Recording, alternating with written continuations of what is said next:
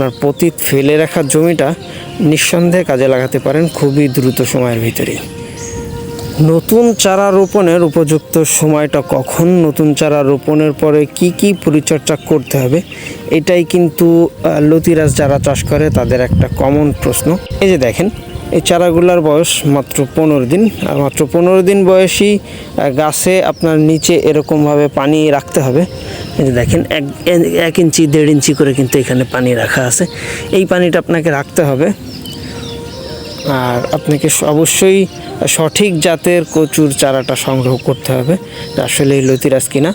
কারণ লতিরাজ কচু মাত্র 1 থেকে 1.5 মাসের পরেই, অর্থাৎ এই পানির যে সার্কেলটা, এটা আপনার 1.5 থেকে 2 মাস এরপরেই কিন্তু প্রত্যেকটা গাছ থেকে লতি চলে আসবে। এটাই হলো যশোরের লতিরাজের প্রধান বৈশিষ্ট্য।